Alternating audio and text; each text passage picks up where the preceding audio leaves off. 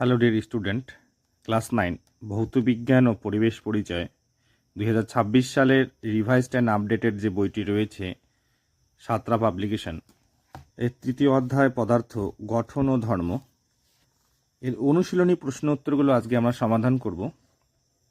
এর আগে আমরা প্রথম এবং দ্বিতীয় অধ্যায় সমাধান করেছি। যারা ভিডিওগুলি দেখোনি, এই ভিডিও ডেসক্রিপশনে তার লিঙ্ক দেওয়া থাকবে, সেখান থেকে দেখে নেবে। 1 নম্বরে বহু বিকল্প ভিত্তিক প্রশ্ন বলি। 1 নম্বর প্রশ্ন বলেছে পৃষ্ঠটানের মাত্রা হলো পেজ নম্বর 62, পৃষ্ঠটানের মাত্রা এই যে mt⁻²। তাহলে অপশন বি হচ্ছে সঠিক উত্তর, mt⁻²। 2 নম্বর প্রশ্ন বলেছে পৃষ্ঠটান বল কাজ করে, পেজ নম্বর 61, একদম নিচের দিকে, পৃষ্ঠের স্পর্শকভাবে কাজ করে। 2 নম্বর প্রশ্নের সঠিক উত্তর হচ্ছে অপশান এ, তলের স্পর্শকীয়ভাবে। 3 নম্বর প্রশ্ন বলেছে এসআই পদ্ধতিতে ঘাতের একক হলো, পেজ নম্বর 51, ঘাতের একক। সিজিএস ও এসআই পদ্ধতিতে ঘাতের পরম একক হলো যথাক্রমে, সিজিএসে হচ্ছে গিয়ে ডাইন এবং এসআইতে হলো নিউটন। তাহলে 3 নম্বর প্রশ্নের সঠিক উত্তর হচ্ছে গিয়ে অপশান সি, নিউটন। 4 নম্বর প্রশ্ন বলেছে তরল বা কঠিনের আপেক্ষিক গুরুত্ব নির্ণয়ে জলের তাপমাত্রা কত রাখা হয়। পেজ নম্বর 58, কঠিন বা তরলের ক্ষেত্রে 4 ডিগ্রি সেন্টিগ্রেড উষ্ণতায় জলের ঘনত্বকে প্রমাণ ধরা হয়। তাহলে উত্তর হবে 4 ডিগ্রি সেন্টিগ্রেড। 4 নম্বর প্রশ্নের সঠিক উত্তর হবে অপশান সি, 4 ডিগ্রি সেন্টিগ্রেড। 5 নম্বর প্রশ্ন বলেছে পড়ন্ত বৃষ্টির ফোঁটার প্রান্তিক বেগ লাভ করার কারণ হলো, পেজ নম্বর 65, এই যে পড়ন্ত বৃষ্টির ফোঁটা সান্দ্রতার কারণেই প্রান্তিক বেগ লাভ করে। তাহলে উত্তর হচ্ছে সান্দ্রতা। 5 নম্বর প্রশ্নের সঠিক উত্তর হচ্ছে অপশান এ, বায়ুর সান্দ্রতা। 6 নম্বর প্রশ্ন বলেছে বার্নৌলির নীতি কোন রাশির সংরক্ষণের উপর ভিত্তি করে প্রতিষ্ঠিত। পেজ নম্বর 67, দেখো শক্তির সংরক্ষণ নীতির ভিত্তিতে বার্নৌলির নীতির ব্যাখ্যা। তার মানে কি শক্তির সংরক্ষণ নীতি। 6 নম্বর প্রশ্নের সঠিক উত্তর হচ্ছে অপশান সি, শক্তি। 7 নম্বর প্রশ্ন বলেছে বিকৃতির একক হলো, পেজ নম্বর 70, একদম নিচের লাইনে দেখব আমরা। দেখো এখানে বলেছে বিকৃতির কোনো একক নেই। তাহলে 7 নম্বর প্রশ্নের সঠিক উত্তর হচ্ছে অপশান ডি, একক নেই। 8 নম্বর প্রশ্ন বলেছে স্থিতিস্থাপক সীমার মধ্যে পীড়ন সমানুপাতিক বিকৃতি, এই সূত্রটি হলো, পেজ নম্বর 71, হুকের সূত্রে আমরা দেখব এই যে পীড়ন সমানুপাতিক বিকৃতি। তাহলে হুকের সূত্র। তাহলে 8 নম্বর প্রশ্নের সঠিক উত্তর হচ্ছে অপশান ডি, হুকের। 9 নম্বর কোশ্চেন বলেছে কোন পদার্থটির স্থিতিস্থাপকতা সর্বাপেক্ষা বেশি। পেজ নম্বর 73, ইস্পাতের স্থিতিস্থাপকতা বেশি। তাহলে 9 নম্বর প্রশ্নের সঠিক উত্তর অপশান এ, ইস্পাত। 10 নম্বর কোশ্চেন বলেছে জলে সাবান যোগ করলে জলের পৃষ্ঠটান, পেজ নম্বর 62, এখানে এই যে লবণ গলা জলের ক্ষেত্রে 84, সাবান গলা জলের ক্ষেত্রে 32 এবং বিশুদ্ধ জলের ক্ষেত্রে হচ্ছে গিয়ে 72। তাহলে দেখো বিশুদ্ধ জলের ক্ষেত্রে কত ছিল, 72, সাবান যখনই যোগ করলাম তখনই হলো গিয়ে 32, তাহলে কমেছে। ঠিক উত্তর অপশান এ, কমে। 11 নম্বর প্রশ্ন বলেছে নিম্নলিখিত কোন রাশিটির একক আলাদা হয়। পেজ নম্বর 70, এখানে দেখো পীড়নের একক ও চাপের একক একই। পেজ নম্বর 72, এখানে দেখো চাপের একক ইয়ং গুণাঙ্কের একক একই। তাহলে আমরা এখনই দেখলাম চাপের একক আর হচ্ছে পীড়নের একক একই ছিল। এবার চাপের একক এবং ইয়ং গুণাঙ্কের একক একই, তার মানে পীড়ন, চাপ এবং ইয়ং গুণাঙ্ক এদের তিনজনেরই একক একই। তাহলে 11 নম্বর প্রশ্নের সঠিক উত্তর হচ্ছে অপশান বি, বিকৃতি। 12 নম্বর প্রশ্ন বলেছে একটি বস্তুর বায়ুতে ওজন হচ্ছে 25 গ্রাম এবং জলে নিমজ্জিত অবস্থায় ওজন হচ্ছে কি 20 গ্রাম। তাহলে বলছে বস্তুর আয়তন কত হবে। সমাধান দেখে নেব 12 নম্বর প্রশ্নের। দেখো বস্তুটির বায়ুতে ওজন হলো 25 গ্রাম, এবার বস্তুটির জলে ওজন হচ্ছে কি 20 গ্রাম। তাহলে জলে যখন নিমজ্জিত অবস্থায় তখন বস্তুটির ওজনের আপাত হ্রাস কত হলো, 25 ছিল এখন 20, তাহলে হচ্ছে গিয়ে 5 গ্রাম। এবার আমরা বস্তুটির আয়তন বের করব। বস্তুর আয়তনের সূত্র কি? বস্তুর ভর বাই জলের ঘনত্ব। তাহলে বস্তুর ভর হচ্ছে এখানে 5 গ্রাম আমাদের, এবং জলের ঘনত্ব আমরা জানি 1 গ্রাম পার সেন্টিমিটার কিউব। তাহলে নিচে 1 মানে কি না লিখলেও চলে, তাহলে 5 সেন্টিমিটার কিউব হলো, পার হবে। এবারে গ্রাম গ্রাম তো কেটে গেল, এবার 5 সেন্টিমিটার কিউব মানে 5 সিসি। তাহলে 12 নম্বর প্রশ্নের সঠিক উত্তর অপশান ডি, 5 সিসি। 13 নম্বর প্রশ্ন বলেছে ক্ষুদ্র বৃষ্টির ফোঁটার গোলাকার হওয়ার কারণ হলো। পেজ নম্বর 63 দেখো, পৃষ্ঠটানের জন্য জল গোলাকার বিন্দুর আকার ধারণ করে। তাহলে 13 নম্বর প্রশ্নের সঠিক উত্তর অপশান এ, পৃষ্ঠটান।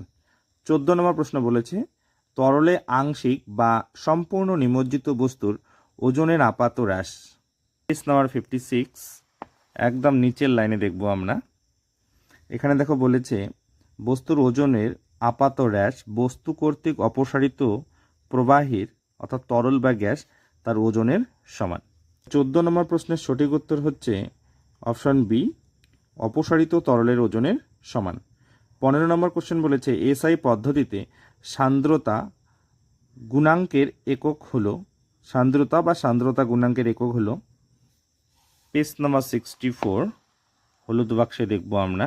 দেখো এসআই এবং সিজিএস পদ্ধতিতে সান্দ্রতাঙ্কের একক হলো যথাক্রমে, এই প্রথমে এসআই আছে তাহলে প্রথমটা নিউটন, সেকেন্ড মিটার পাওয়ার -2। এই নিউটন এবং মিটার তার পাওয়ার -2 মানে হলো গিয়ে কি পারসেক, আর পাশে হলো গিয়ে সেকেন্ড। 16 নম্বর প্রশ্ন বলেছে তরলে নিমজ্জিত অবস্থায় একটি বস্তু ভাসমান অবস্থায় রয়েছে, সমগ্র সংস্থাটি বিনা বাধায় পতনশীল হলে বস্তুর উপর তরল কর্তৃক ঊর্ধ্বমুখী ঘাত কত হবে? তো এখানে উত্তর হবে অপসারিত তরলের ওজনের সমান। অপশন বি হচ্ছে গিয়ে সঠিক উত্তর। 17 নম্বর কোশ্চেন বলেছে আকাশে মেঘ ভেসে থাকার কারণ। এর উত্তর হলো বি, নিম্ন ঘনত্বের কারণে আকাশে মেঘ ভেসে থাকে। কোশ্চেন নম্বর 18 বলেছে যে উষ্ণতা বৃদ্ধি করলে কোনো বস্তুর স্থিতিস্থাপকতা। পেজ নম্বর 69 এখানে দেখো উষ্ণতার এখানে পয়েন্টে বলছে যে প্রায় সকল পদার্থেরই উষ্ণতা বৃদ্ধিতে স্থিতিস্থাপকতা হ্রাস পায়। 18 নম্বর প্রশ্নের সঠিক উত্তর হচ্ছে অপশন বি, হ্রাস পায়। এরপরে রয়েছে 2 নম্বর দাগের অতি সংক্ষিপ্ত উত্তরভিত্তিক প্রশ্ন বলি, ভিএসএকিউ।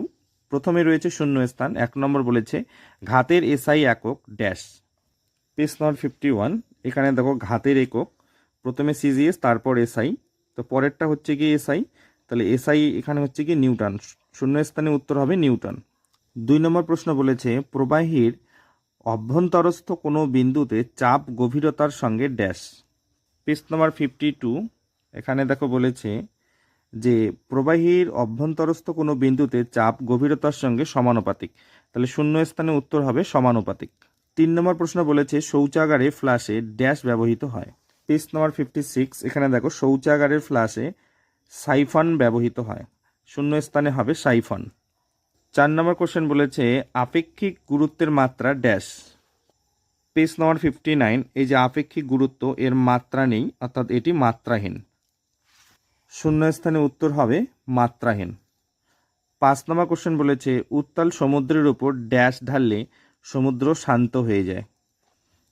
পেজ নম্বর 62 এখানে দেখো বলেছে যে উত্তাল সমুদ্রের উপর তেল ঢাললে সমুদ্র শান্ত হয়ে যায়, তাহলে শূন্য স্থানে উত্তর হবে তেল। এরপরে সত্য না মিথ্যা লেখো। 1 নম্বর কোশ্চেন বলেছে আপেক্ষিক গুরুত্বের কোনো একক নেই। পেজ নম্বর 59 এখানে দেখো আপেক্ষিক গুরুত্ব এর কোনো একক নেই, তাহলে ঠিক বলেছে 1 নম্বর উত্তর হবে সত্য। 2 নম্বর বলেছে পীড়নের একক ও চাপের একক আলাদা। পেজ নম্বর 70 এখানে হলুদ বাক্সে দেখব দেখো পীড়নের একক ও চাপের একক একই, তাহলে 2 নম্বর প্রশ্ন এখানে মিথ্যা বলেছে, উত্তর হবে মিথ্যা। 3 নম্বর প্রশ্ন বলেছে সম্পূর্ণ দৃঢ় বস্তুর ইয়ং গুণাঙ্ক অসীম। পেজ নম্বর 72 এখানে দেখো বলেছে ইয়ং গুণাঙ্ক কেবলমাত্র কঠিন পদার্থেরই হয়, বস্তু যত কঠিন হবে ইয়ং গুণাঙ্ক তত বেশি হবে। এবং আমাদের এখানে দেখো বলেছে যে সম্পূর্ণ দৃঢ়, তার মানে কি ইয়ং গুণাঙ্ক অনেক বেশি, তাই অসীম হবে উত্তর, তাহলে 3 নম্বরটা আমাদের সত্য বলেছে।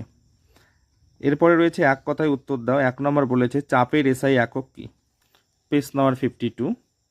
এই যে চাপের একক, এখানে সিজিএস রয়েছে। এই যে এসআই পদ্ধতিতে চাপের একক হলো নিউটন পার মিটার স্কোয়ার বা পাস্কাল। 2 নম্বর প্রশ্ন বলেছে চাপের মাত্রা লেখো। Page number 52। এই যে চাপের মাত্রীয় সংকেত ml পাওয়ার -1 টি তার পাওয়ার -2। 3 নম্বর প্রশ্ন বলেছে প্রবাহিতে ভাসমান বস্তুর আপাত ওজন কত হয়? Page number 57।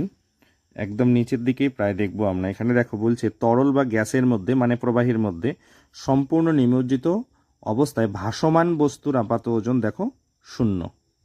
4 নম্বর প্রশ্ন বলেছে ব্যারোমিটারে পারদের লেভেল হঠাৎ নেমে গেলে কিসের পূর্বাভাস পাওয়া যায়? Page number 54। বলছে পারদস্তম্ভের উচ্চতার দ্রুত হ্রাস হচ্ছে, তাহলে কি হবে? আবহাওয়ার পূর্বাভাস, ঝড় ও বৃষ্টিপাতের সম্ভাবনা আছে। 5 নম্বর কোশ্চেন বলেছে সান্দ্রতা ও ঘনত্ব রাশি দুটি কি একই? পেজ নম্বর 65। এখানে দেখো বলেছে ঘনত্ব ও সান্দ্রতা দুটি আলাদা রাশি এবং তার কারণ এখানে লেখা রয়েছে। প্রশ্ন নম্বর 6 পৃষ্ঠটানের এসআই একক লেখো। পেজ নম্বর 61। একদম নিচে দেখো পৃষ্ঠটানের একক, এই যে এসআই পদ্ধতিতে একক নিউটন মিটার পাওয়ার -1, এটা লিখতে হবে। 7 নম্বর প্রশ্ন বলেছে পৃষ্ঠটানের মাত্রা কি? পেজ নম্বর 62। এই যে পৃষ্ঠটানের মাত্রা m T two the power -2। 8 নম্বর প্রশ্ন বলেছে জলের আপেক্ষিক গুরুত্ব 1 হলে এসআই পদ্ধতিতে জলের ঘনত্ব কত? তো সমাধানটা দেখবো আমরা। দেখো আমরা জানি যে আপেক্ষিক গুরুত্ব মানে হচ্ছে বস্তুর ঘনত্ব বাই জলের ঘনত্ব। তো আমরা এবার কৌণিক গুণ করব। আপেক্ষিক গুরুত্বর নিচে কি 1 আছে, তো বস্তুর ঘনত্ব আর 1 দিয়ে গুণ করলে বস্তুর ঘনত্বই হবে। এবার এই দিকে কৌণিক গুণ করলে আপেক্ষিক গুরুত্বের সাথে জলের ঘনত্ব, তাহলে সমান চিহ্ন দিয়ে আপেক্ষিক গুরুত্ব গুণন জলের ঘনত্ব। তো জলের ঘনত্ব কত? আমরা জানি 1000 কেজি পার মিটার কিউব এবং আপেক্ষিক গুরুত্ব হলো গিয়ে 1, তো 1 দিয়ে গুণ করলে তো সেটাই হবে। তো ওই জন্য হলে গিয়ে 1000 কেজি পার মিটার কিউব, এটাই হলো গিয়ে ঘনত্ব। 9 নম্বর প্রশ্ন বলেছে প্লাবতার মান কি গভীরতার উপর নির্ভর করে? পেজ নম্বর 56। এখানে দেখব আমরা যে প্রবাহের মধ্যে সম্পূর্ণ নিমজ্জিত অবস্থায় বস্তুটি কতটা গভীরতায় আছে তার উপর প্লাবতা নির্ভর করে না, তার মানে গভীরতার উপর প্লাবতা নির্ভর করে না। 10 নম্বর প্রশ্ন বলেছে ইয়ং গুণাঙ্কের সিজিএস একক কি? পেজ নম্বর 72।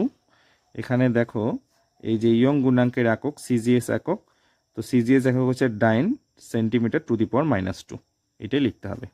11 নম্বর কোশ্চেন বলেছে উষ্ণতা বৃদ্ধিতে পদার্থের স্থিতিস্থাপকতার কিরূপ পরিবর্তন ঘটে? পেজ নম্বর 69। এখানে দেখো বস্তুর স্থিতিস্থাপকতা নির্ভরশীল যেখানে বিষয়গুলো রয়েছে, উষ্ণতা সকল পদার্থেরই উষ্ণতা বৃদ্ধিতে স্থিতিস্থাপকতা হ্রাস পায়, এই লাইনটাই লিখতে হবে। 12 নম্বর প্রশ্ন বলেছে সূক্ষ্ম সূচ জলের উপর ভাসে কোন ধর্মের জন্য? এর উত্তর হবে পৃষ্ঠটান। 13 নম্বর প্রশ্ন বলেছে বায়ুশূন্য স্থানে কি সাইফন কাজ করে? পেজ নম্বর 55। এখানে দেখো সাইফনের ক্রিয়া শর্ত। এখানে বলছে সাইফন ক্রিয়া শুধুমাত্র বায়ুপূর্ণ স্থানে কাজ করা যায়, কারণ হচ্ছে গিয়ে এই সাইফনের ক্রিয়া যখন হয় কেবলমাত্র বায়ুমণ্ডলীয় চাপ প্রয়োজন হয়। 13 নম্বর প্রশ্নের উত্তর হবে বায়ুশূন্য স্থানে সাইফন কাজ করে না। 14 নম্বর প্রশ্ন বলেছে তরলের মধ্যে চাপ ঘনত্বের উপর কিভাবে নির্ভর করে? পেজ নম্বর 58। এখানে দেখো বলছে যে তরল পদার্থের ঘনত্বের উপর, তো তরল পদার্থের ঘনত্বের উপর চাপের প্রভাব নগণ্য, তাহলে এটাই হবে গিয়ে উত্তর। তবে এই 14 নম্বর প্রশ্নের উত্তরে আমরা এটাও লিখতে পারি ঘনত্ব বেশি হলে চাপ বেশি হবে, তবে সমানুপাতিকও লেখা যেতে পারে। 15 নম্বর কোশ্চেন হচ্ছে গিয়ে পীড়নের মাত্রীয় সংকেত কি? পেজ নম্বর 70। এখানে দেখো এই যে পীড়নের মাত্রীয় সংকেত m l to the power -1 t to the power -2।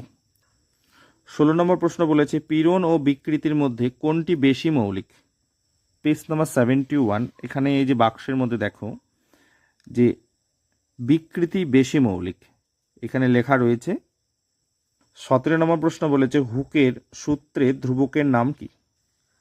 Page নম্বর 71। এখানে দেখো যে হুকের সূত্র, এখানে দেখো হুকের সূত্রে ধ্রুবক রয়েছে। ধ্রুবক কি? পীড়ন বাই বিকৃতি। তবে এই ধ্রুবককে বস্তুর উপাদানের স্থিতিস্থাপক গুণাঙ্ক বলে। 18 নম্বর প্রশ্ন বলেছে অবাধে পতনশীল বস্তুর ক্ষেত্রে আর্কিমিডিসের নীতি প্রযোজ্য হবে কি? এই প্রশ্নের উত্তরটি আমি তোমাদের স্ক্রিনে দিয়ে দিলাম, তোমরা দেখে নাও, চাইলে তোমরা এটাকে স্ক্রিনশট করে নিতে পারো।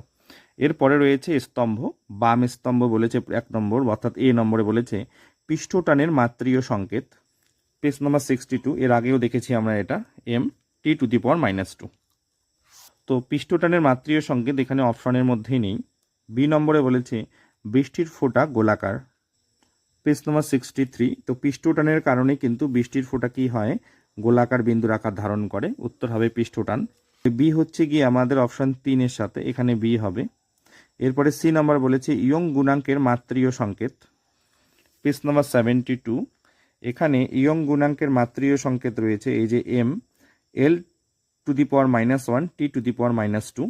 অপশন সি হচ্ছে কি আমাদের 4-এর সাথে, এখানে হবে অপশন সি। ডিতে বলেছে 1 GF। Page number 51। এখানে দেখো 1 GF = 980 ডাইন। তাহলে ডি হচ্ছে কি 1 GF, 2 নম্বরের সাথে হবে 980 ডাইন, তাহলে হচ্ছে গিয়ে ডি। তাহলে থ্যাংক ইউ ভিডিওটিকে শেষ পর্যন্ত দেখার জন্য। ভালো লাগে লাইক করে বন্ধুদের মধ্যে শেয়ার করে দেবে। কোনো প্রশ্নের সমস্যা হলে অবশ্যই কমেন্টে জানাবে। নেক্সট ভিডিওতে নেক্সট বার আসবে।